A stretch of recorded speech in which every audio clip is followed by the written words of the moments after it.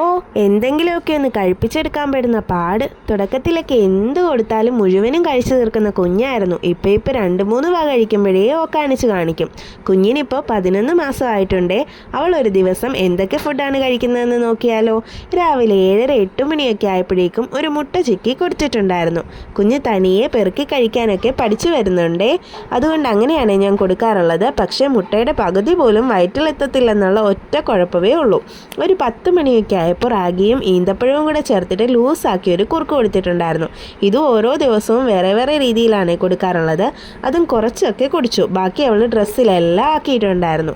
ഒരു 1 മണി 1:30 ആയപ്പോഴേക്കും ചോറും ബീട്രൂട്ട് മെഴുക്കുവരട്ടിയും പിന്നെ അധികം മസാലയൊന്നും ഇടാതെ കുഞ്ഞിന് വേണ്ടിയിട്ട് പ്രത്യേകം ഉണ്ടാക്കിയ ചിക്കനും ഒക്കെ കൂട്ടി ചോറ് നന്നായിട്ട് ഞെരടി കൊടുത്തു.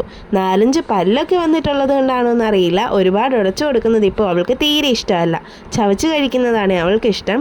അതും കുറച്ചൊക്കെ കഴിച്ചു. പിന്നെ ഇടയ്ക്കിടയ്ക്ക് തിളപ്പിച്ചാറിയ വെള്ളം കൊടുക്കാറുണ്ട്. ചില ദിവസങ്ങളിൽ കഞ്ഞിവെള്ളമോ എന്തെങ്കിലും ഫ്രൂട്ട്സ് ഉണ്ടെങ്കിൽ അതും അടിച്ചു കൊടുക്കാറുണ്ട്. ഇടയ്ക്കിടയ്ക്ക് ബ്രസ്റ്റ് ഫീഡിങ്ങും ചെയ്യാറുണ്ട്.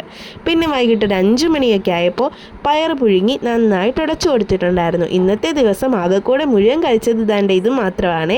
രാത്രിയിൽ ദോശ ചെറുതായിട്ട് പിച്ചിട്ട് കൊടുത്തിട്ടുണ്ടായിരുന്നു. അതും അവൾ തനിയെ കുറച്ചൊക്കെ പെറുക്കി തിന്നു. ഇങ്ങനെയൊക്കെയാണ് യാമിമോളുടെ ഒരു ദിവസത്തെ ഫുഡ് റുട്ടീൻ.